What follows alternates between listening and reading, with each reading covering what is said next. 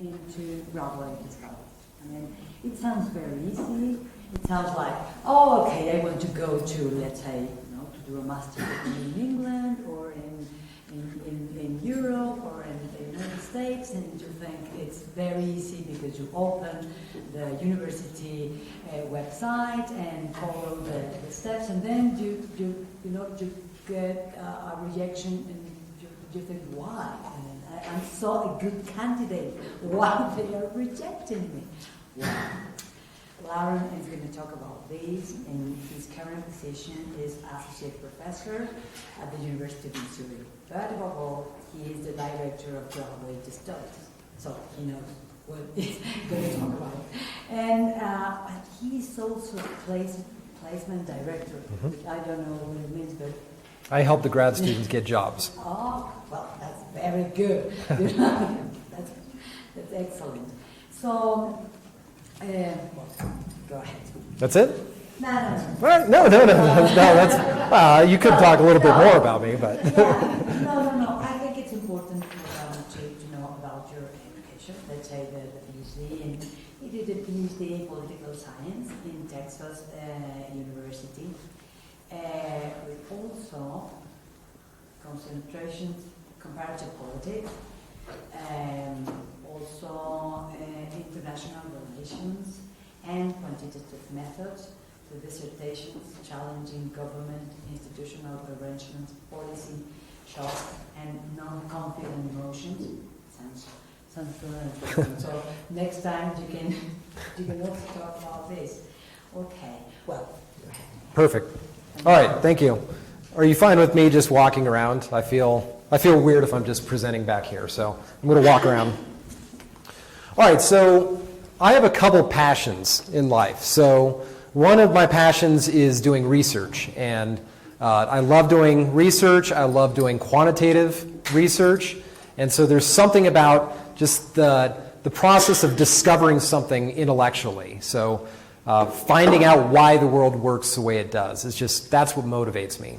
And a second passion is graduate training, which is one of the reasons I'm here in this classroom now, but it's also one of the reasons I'm in Mexico City, right? I enjoy teaching graduate students, and I want to give them the opportunities that I was given when I was in grad school. So I hope that this presentation will help you if you want to go to grad school. Hopefully you'll be able to learn some of the information that you need in order to be successful. All right, so why am I in a good position to give this talk?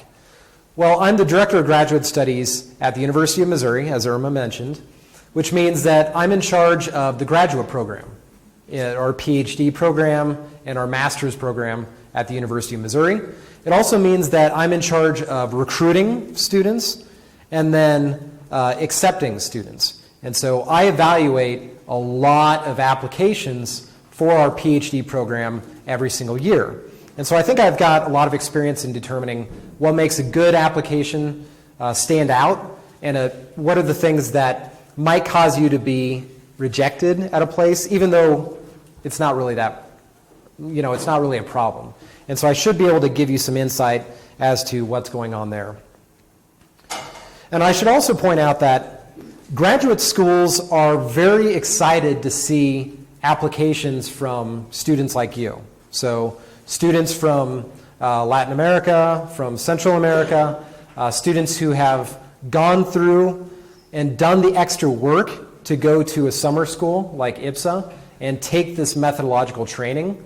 We think that it shows that you are dedicated to grad school and that you're excited about learning new methods and tools. And so we're very excited to see applications from students like you. And right now you might be thinking, well, I kind of like where I'm at now, and I don't want to apply to all those places. I don't want to get rejected. You're in a good position, and I think you're going to do a lot more, or you're going to do a lot better than you think you will. And so I encourage you all to apply to grad school if you're interested in it. And I'm also dedicated to making sure that you are successful in that process. So if you have any questions whatsoever, email me. I would be happy to talk to you about it. I'd be happy to look over your materials. So if you've got a statement of purpose or a cover letter, send it to me. I'd be happy to give feedback. And hopefully I can find some of those problems that might cause you to be rejected. I can tell you how to fix those. Okay? All right, so with all that, I'll talk about getting into grad school. So first I want to give you an overview. We'll talk about getting into grad school. I'll first show you how to identify schools to apply to, how to put together your application packet, how to select a school, and then how to select a school. So first off, how do you identify the types of schools that you want to apply to?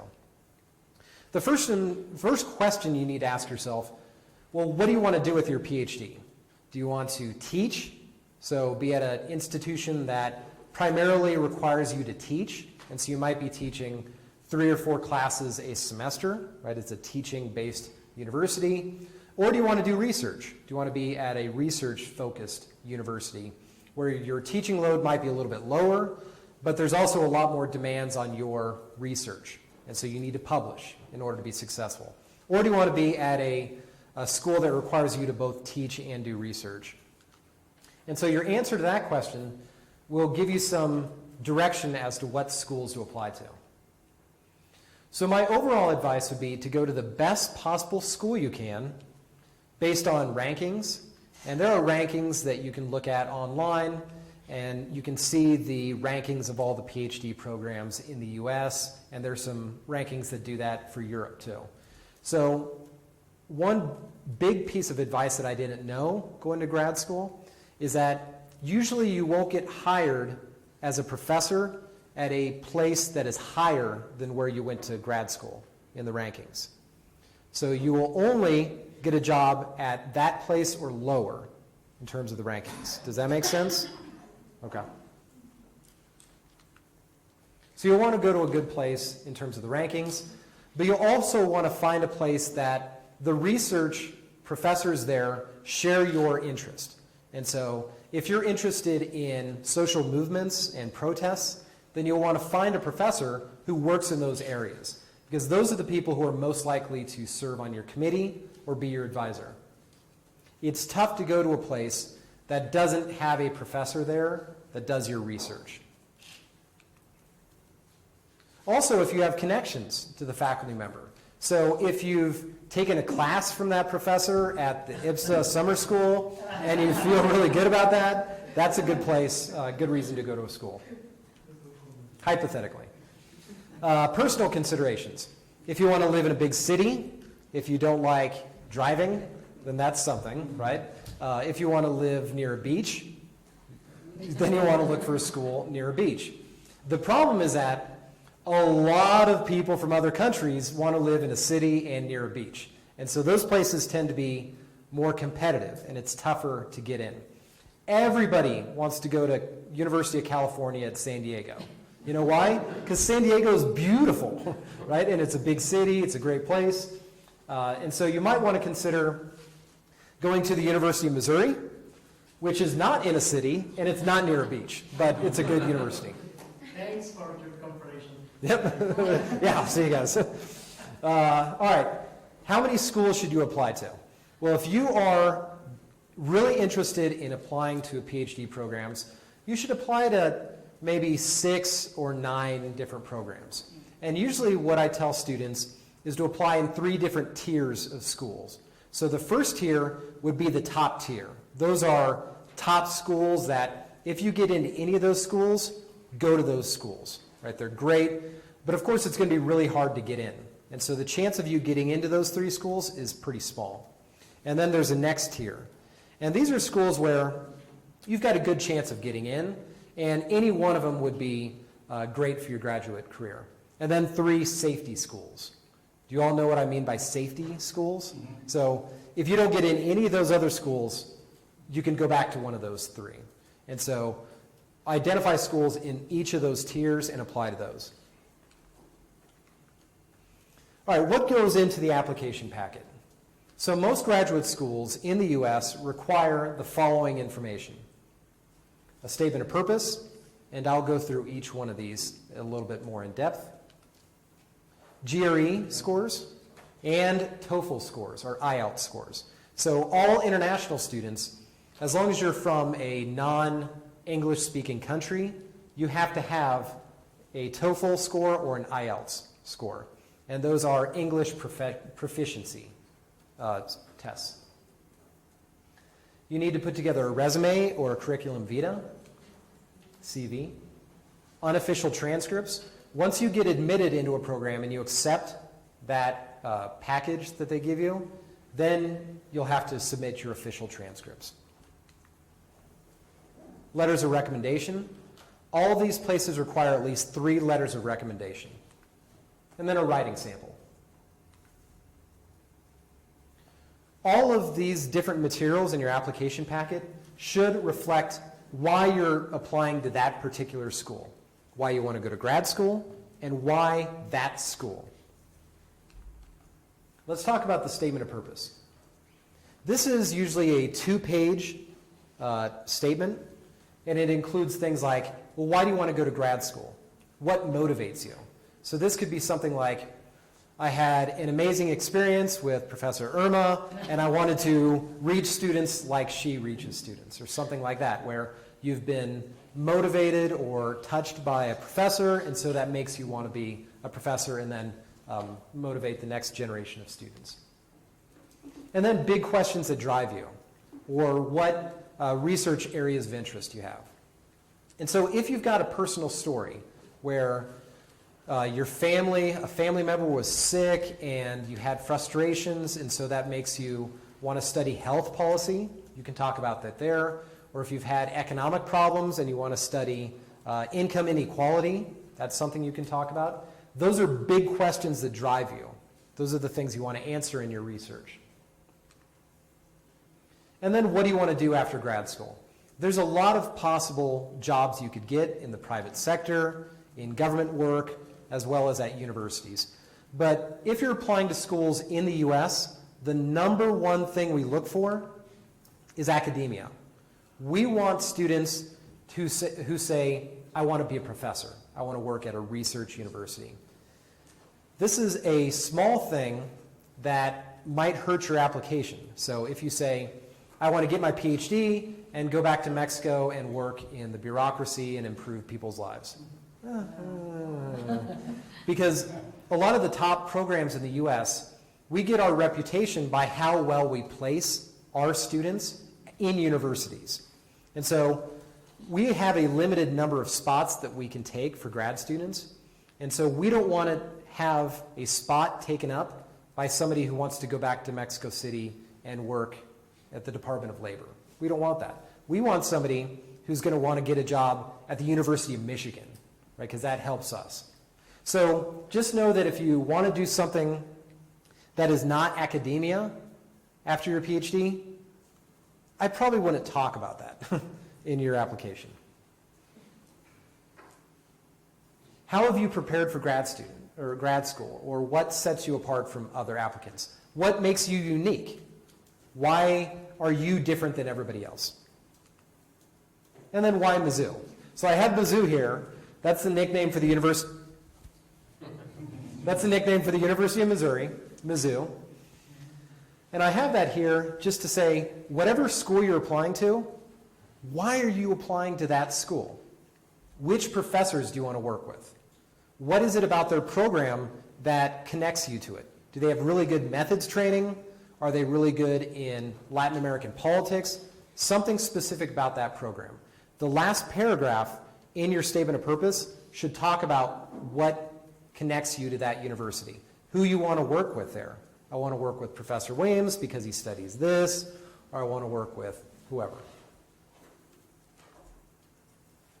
Yeah, at the end, who do you want to work with? So when you're thinking about how you fit into a school, I usually think about a Venn diagram where you've got these overlapping areas. So at this school, we've got people who study race and ethnic politics. We've got people interested in voting behavior and political methodology. You fit in the middle of those, right? You're interested in all those things. And so you really want to go to that school because they're awesome in all 3 of these areas, and you think it would be, you would be able to put together a great dissertation committee. Okay, something like that. That's an example of how you would fit in. All right, GRE and TOEFL scores. I would suggest taking the GRE early. So let's say you want to start school in fall 2020. Okay, so fall of next year. The application for fall of next year, do you guys know when it would be? When's the application for fall of next year? When do you guys think? December of this year. December 2019 to start fall 2020. Okay, so it's a long time in advance. And so you need to have all these things figured out before December. So I suggest taking the GRE early so that if you don't do so well, you can take it again. I know the GRE is expensive and I wish it was cheaper, but if you can afford to take it a couple times so that your scores improve, that'll help your application. If you could take a GRE prep course or take multiple practice exams, do that. But the important thing is the GRE scores matter, but there's a lot of other things in your packet that matter more than the GRE. And even if you have a weakness in your GRE scores, doesn't mean that you can't get into grad school. Your letter writers, the people who write your letters of recommendation, can talk about why you had a bad score in your GRE and maybe why that score is not representative of your ability. So one of the applications we had at Mizzou, it's a student who I know pretty well, and very smart student, extremely smart. They had a dual degree or a dual major in math and political science. So they had taken lots of math courses. They were very well trained. The GRE score for this student, for the quantitative part, was really low. Like, I don't know what he did to mess up. Like, I know he's very, very, very smart in math. And so in my letter of recommendation that I wrote on his behalf, I talked about all the classes he took and how he got great grades in all those classes and that he was just a bad test taker. Like, he just did a bad job in that part of the GRE. And so your letter writers can talk about the weaknesses and maybe try to prevent some of those concerns. All right, so this is a scatter plot. And this is a scatter plot of GRE scores for all of the applicants that we had at the University of Missouri for our PhD program. Okay? On the x-axis, we've got the verbal part of the GRE scores, going from 135 all the way up to about 170. On the y-axis, we've got GRE scores for the quantitative component, from about 135 all the way up to 170. And each one of these dots represents a different applicant that we had. So this is intended to give you an idea of the range of GRE scores that we get at a top 40 PhD program in the US. These lines represent the median score, the median GRE score. Among all the people taking the GRE, this is the 50th percentile for verbal. This is the 50th percentile for quantitative. So everybody who scores over here has a less than average verbal score. Everybody who scores down here is less than average quantitative. We can also put the 75th percentile, vertical and horizontal lines, and the 95th percentile. So very few applicants are up there, right, in the 95th percentile. What percentage? Well, 5%. Right? So it's very rare to be extremely good in both of those areas. So these are all the applicants. There's a wide variance in terms of the GRE scores that we have. These are the applicants that we accepted into our program. Okay? So if we were making decisions based on the GRE scores alone, they would all be up in that upper right quadrant. But they're not. Right? There's a lot of people who are down here, have less than average quantitative scores, and a lot of people over here, less than average verbal scores. Now it's clear that if you do a good job in both of those, you're more likely to get accepted. But there are people who maybe don't have great GRE scores that still get accepted. So what is it about these people why did we look at these people? Why are we accepting these applicants and not this person? That person did a great job. So why these people? Because they've done extra things. Because they've done all those extra things that we care about as professors. They've done co-authored research with professors. They've served as research assistants or teacher assistants. They've gone to IPSA-FLACSO in Mexico City for additional methods training. They've done additional language training, so their English scores are amazing, right? They've done all those extra things that make them a more attractive candidate. So if you don't do well in the GRE, that's fine, but try to find as many other special qualities that you can demonstrate. All right, your resume or curriculum vitae. Focus on your academic experience. That means putting your overall GPA and your GPA in political science courses, if you have them. If you've done any sort of work for a professor, either as a research assistant or volunteered for a data collection, you can talk about that on your CV. That's important research experience. Especially if you've done independent projects. If you've done like a master's thesis or an honors thesis, something like that, you would want to talk about it. If you've co-written a paper, that's great. We love to see that. Two things. One, it shows that you have an interest in research and a dedication to getting research done. Two, it shows that somebody else is willing to work with you. So you're a normal person. So you're a person that we could get along with. A lot of academia is going out to dinner and having drinks with Irma, you know? And so if we're bringing in a student to be a grad student, we want that student to be a nice person that other people get along with. And so co-authoring a research project shows that you're normal. If you've done any academic presentations, talk about those. Additional training, language training, methods training. If you know software, if you know R in Karsten's class, if you know Stata in my class, any of that helps. Internships.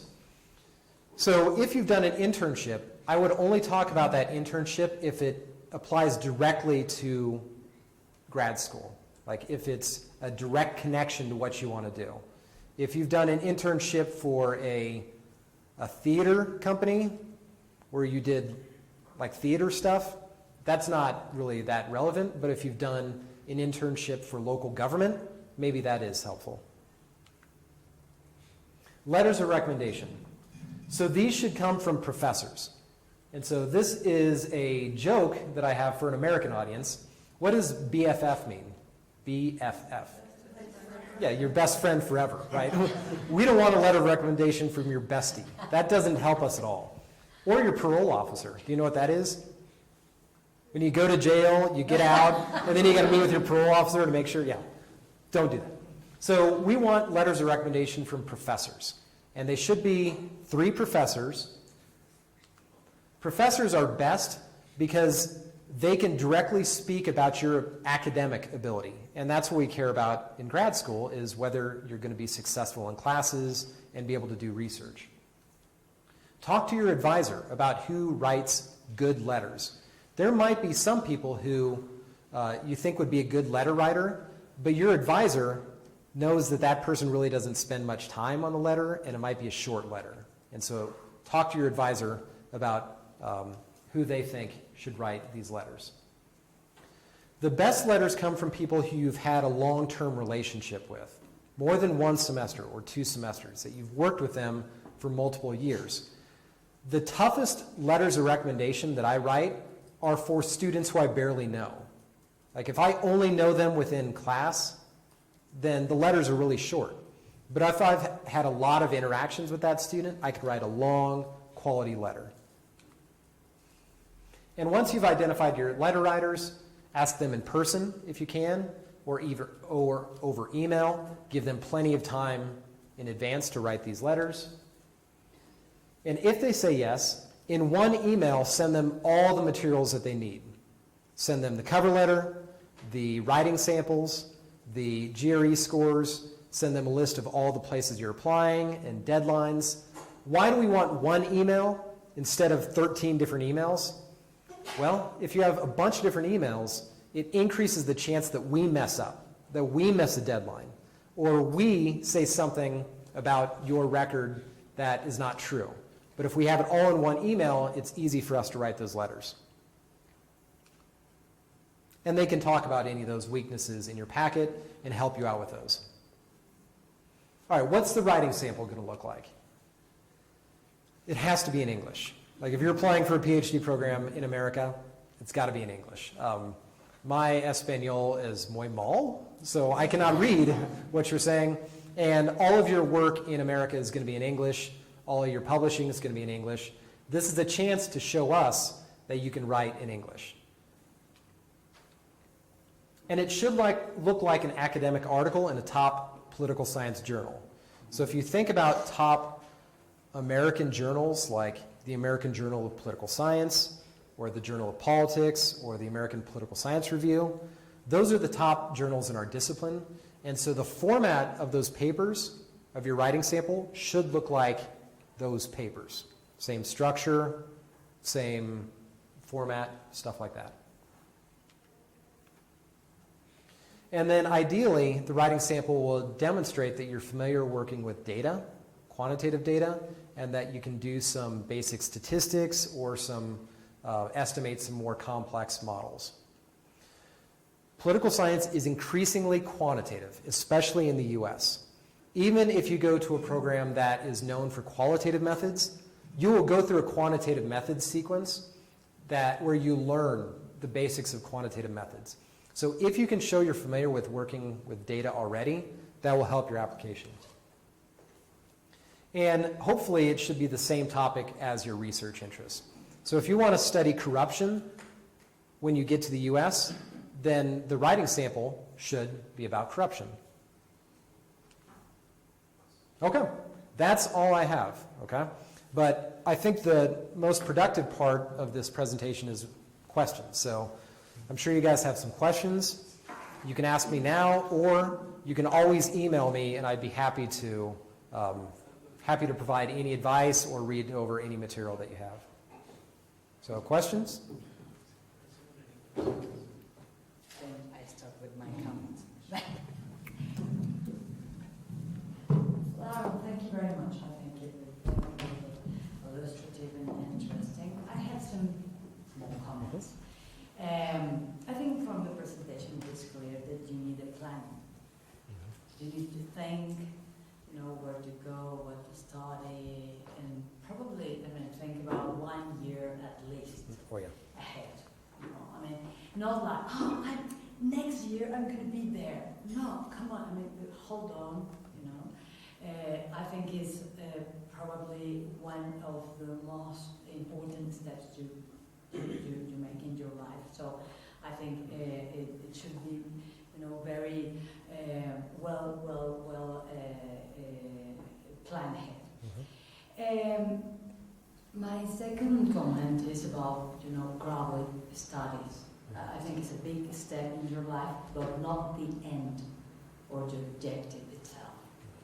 This is very important because sometimes you feel with applicants that they know why, or apparently they know what they want to study, but not what for.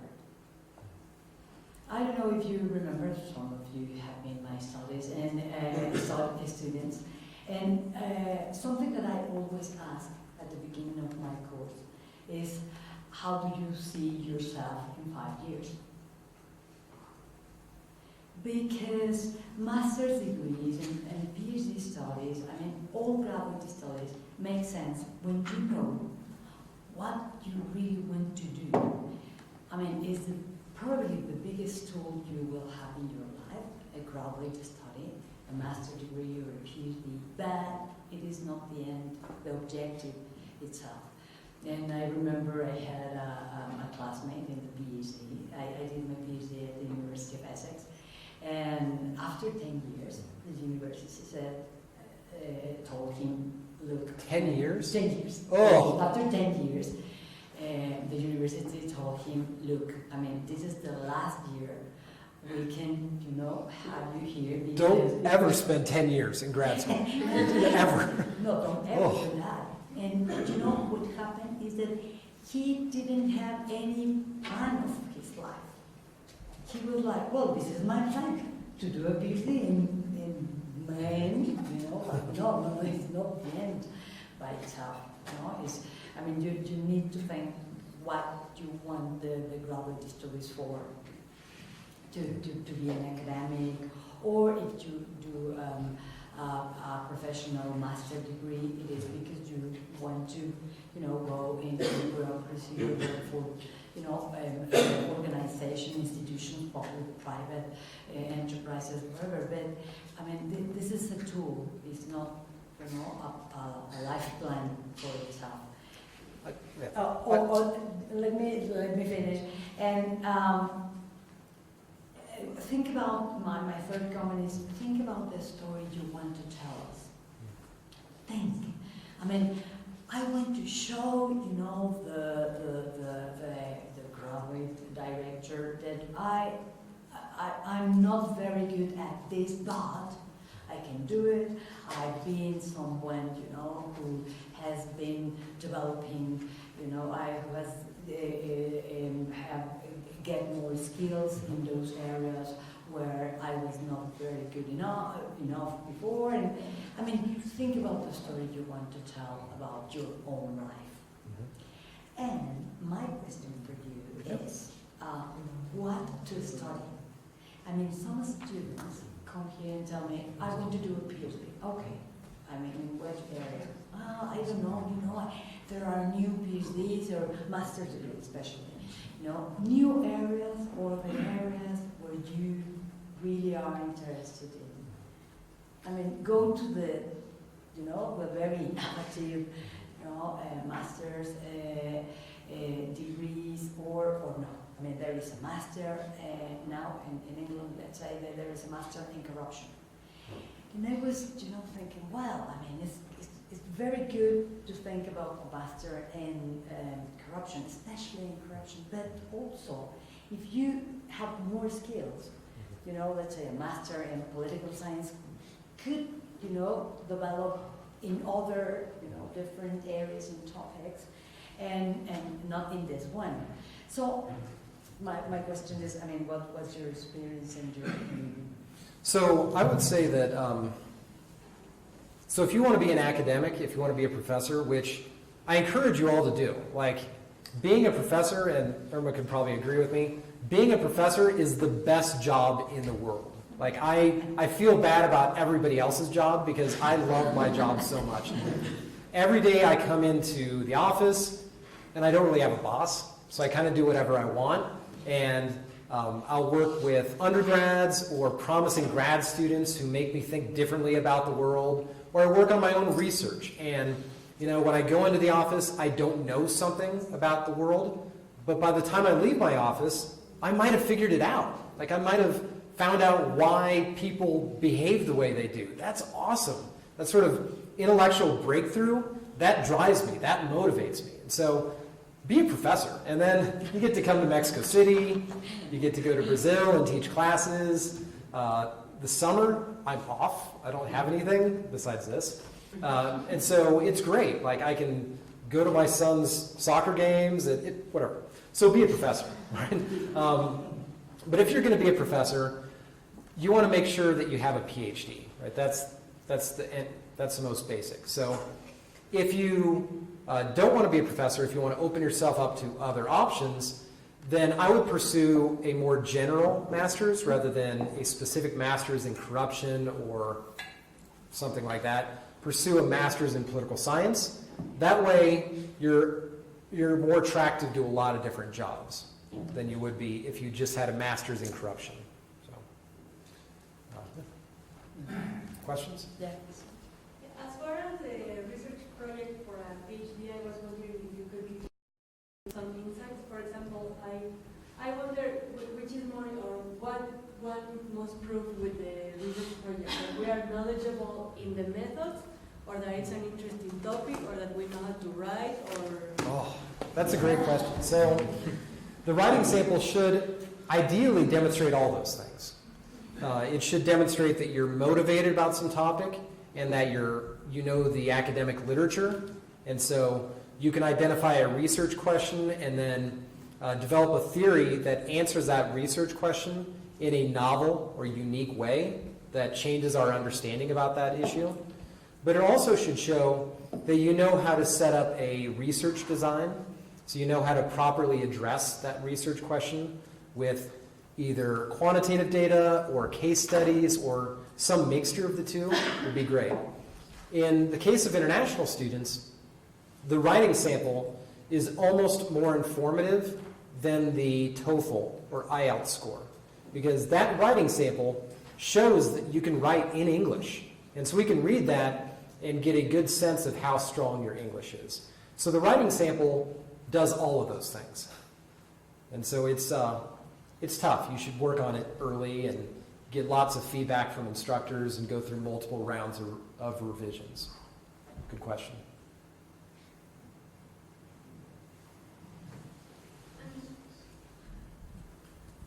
For people who have a lot of professional experience, do you have any idea if there is like an optimal years of working, or I was wondering if there is an age at which you would recommend to go for a PhD? Good question. So how important is professional experience, and is there an age where you shouldn't go back to your PhD? I think you can go back to your PhD at any point. You can go back or go to grad school at any point. If you've been out of undergrad for 5 years or 10 years or 30 years, that doesn't matter. Professional experience really only makes you a more competitive applicant if it's in the area that you want to study. So if you want to study political economy and you've done some work for the Department of Finance maybe, or some sort of economic agency or ministry, then that would be helpful for your application. But if the professional experience really doesn't help you or connect directly to the graduate program, it's probably not going to help you as much. Now, you should be able to go back to grad school at any point. Just know that the longer it's been since undergrad, it's going to be tougher to find people to write letters of recommendation who will be able to speak about your academic career. So if you've been out for 5 years and you decide to go to grad school, you have to contact professors from 5 years ago to ask them for letters of recommendation. They might not remember you. Some professors might be dead. That's going to be a problem. And so it becomes tougher. And so you'll want to maintain connections with those professors if you can. But if you can't get professors, then you want the people who work with you professionally to talk about your academic ability if they can.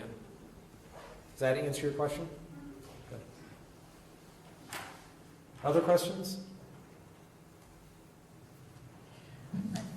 What do you suggest in terms of selecting those who you want a letter of recommendation for? Someone who you think will talk about all the qualities, good qualities you have, and abilities and all these, or someone who honestly will talk about how good student you are, and someone who really, we are in the business and we know that sometimes it's difficult because someone who is not a very good student is asking you for a letter.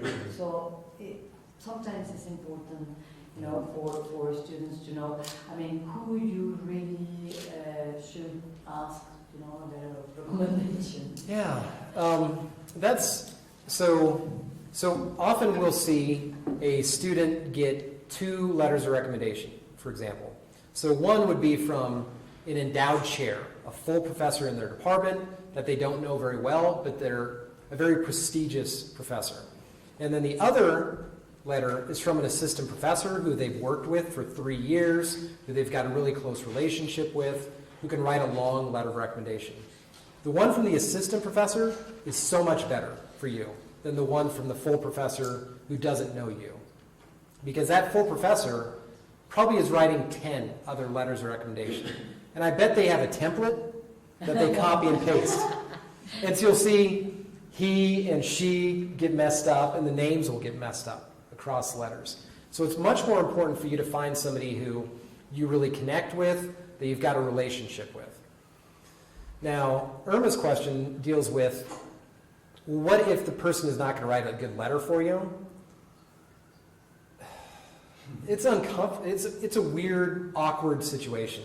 Like if I have a student come to me that is not good, and if they ask me to write a letter of recommendation, I'll be like, really? Like me? Like, are you sure? Because I don't want to write that letter. Because if I write that letter, I need to be honest and truthful, but I'm probably not going to write a great letter. And so this is where maybe your advisor helps. Because if your advisor knows the person, they can talk to each other, and the person can say, well, the letter is not going to be a good letter, and then your advisor will say, you should probably select somebody else. But it's an awkward situation, because you think that that person would write a good letter for you, but they're not going to write a good letter for you. I don't know. I don't know what to do. And another question is about, to what extent do you take into account their, let's say, stability and personal stability and psychological, I know it's what do you difficult mean? because, yeah, what happens when someone is, I don't know, but we have this, let's say, this issue in FLACSO because by law we always should have at least 35% of the students from, Latin American countries. Mm-hmm. Sometimes they haven't had experience living abroad. Yeah. And it's not easy to be, in another country, probably with no family, no friends, and suddenly they feel isolated, alone, and they got depressed, and these kind of things. And so we always ask to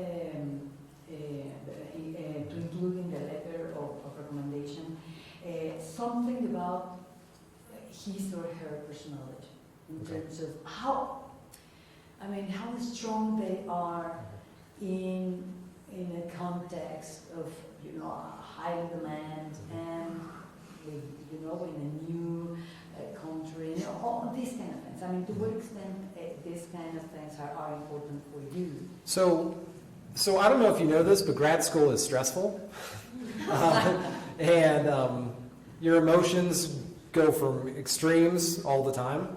And so it's important to be able to deal effectively with that stress, and your letter writers can talk about that. But in America, we tend not to ask anything about like mental or personal stuff. But instead, what we do, like at the University of Missouri, we understand that a lot of our best students come from places from other countries, and maybe they don't have the support back home, or maybe they don't have a good support network in our community. And so what we want to do is we want to make sure that they have a good transition into grad school. And so we have students come in, move to Columbia in July rather than August 15th when semester starts. So that month of July, they work as a research assistant with the professor. They take a readings course with me, and so that they can basically transition into grad school. And we also have what we call a boot camp, like an army boot camp sort of thing, where we teach them all the methods and software that they'll need when they start grad school. Because we don't want any student to not be successful just because they're from a different country or because they don't have the exact training that we give our undergrads. And so we'll do whatever we can to make sure that when the semester starts, everybody's in a good place professionally and hopefully mentally. And if they have problems dealing with the stress, then there's a lot of different things we offer in terms of support. You guys are going to be perfect applicants. I promise you. Like right now you're thinking, well, I can't do it. Or how am I going to afford it? You might not know this, but top programs in the US give you a tuition waiver, so you don't have to pay tuition in a PhD program. They'll put you in as a research assistant or a teaching assistant, and then they'll pay you a stipend for doing that. For doing 20 hours a week, you'll get paid $18,000 a year, or $20,000 a year, or something more if you're living in a city. So financially, it's certainly doable. You can do it. A lot of our grad students are able to get through the PhD program without loans, without student loans. Now, you live like a grad student, which I've lived like a grad student before. I know what it's like to not eat meat or dairy products because I can't afford it. But our grad students are able to survive on that stipend and get out of grad school without debt. Yeah. Other questions? Just really quickly, if you could go back to the slide, please. How do you begin, please? And what is your email? Wait, which one? Which one? The one with the circle, how do you begin? Okay. And then what's your Oh, yeah. Thank you.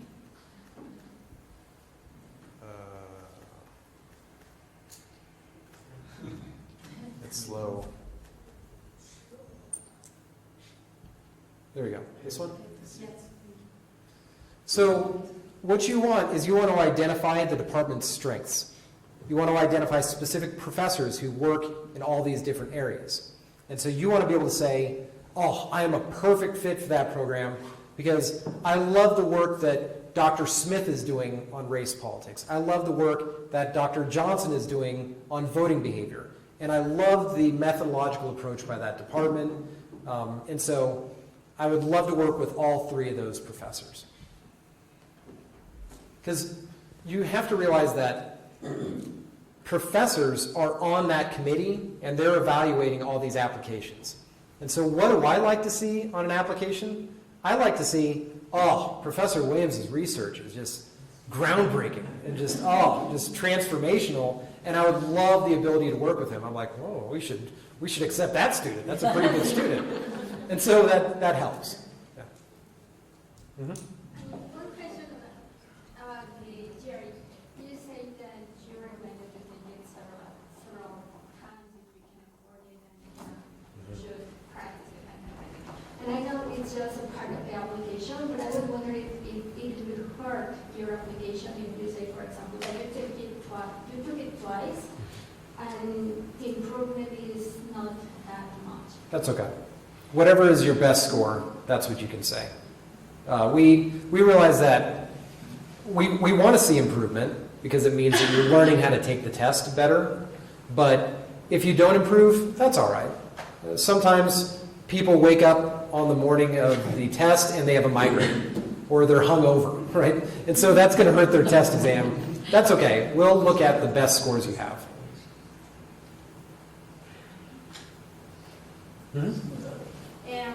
Before you talk about the financial topic, right? So do you have some advices for us for looking for scholarships at the Missouri University or even other institutions, American institutions? Like, what do you mean scholarships? What, like fellowships or? Yes.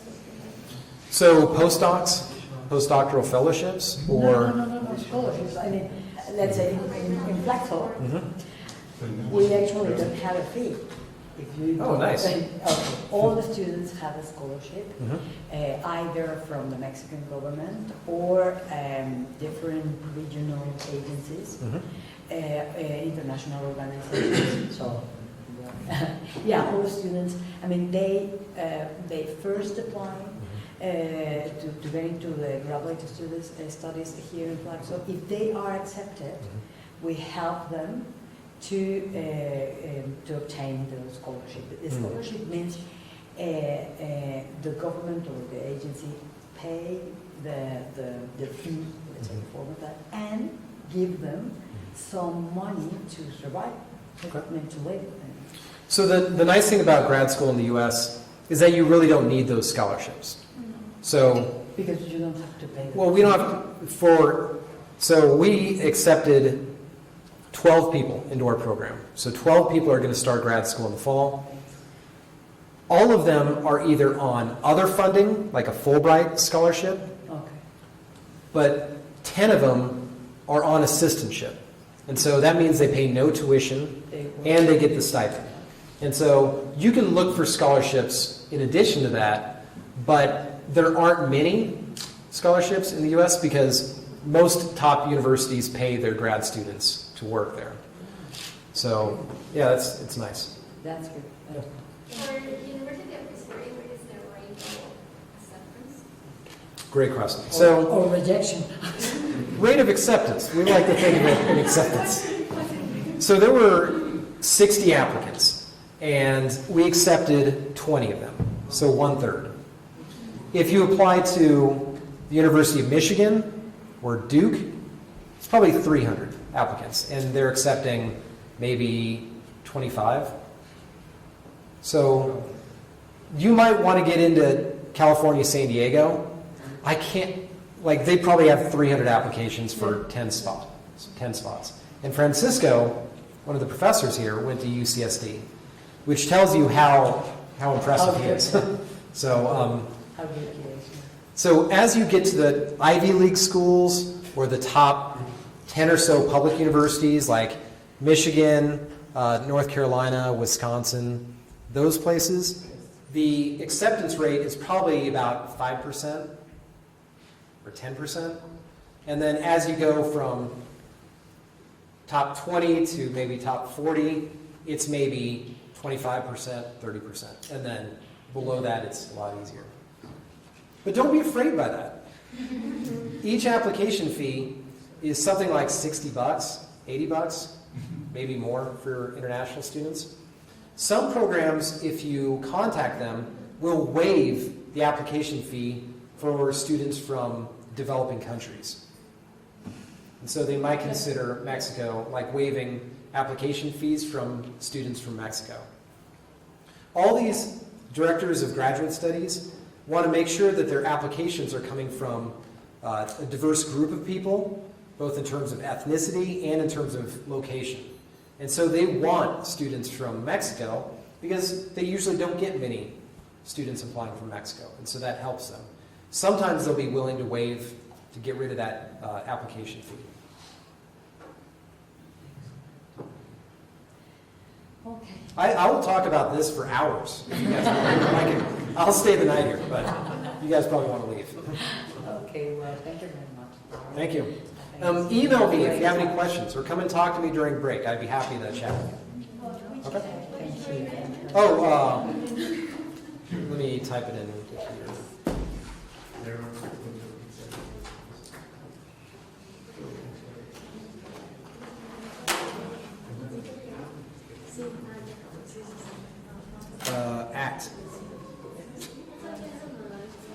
At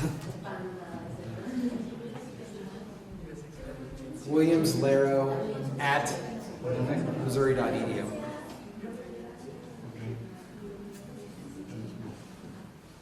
And you can also find me on the website too. Just look for, well, IPSA website. Yes. The IPSA website. There is all his details. Okay, well, thank you very much. Thank you. Thank you all for coming.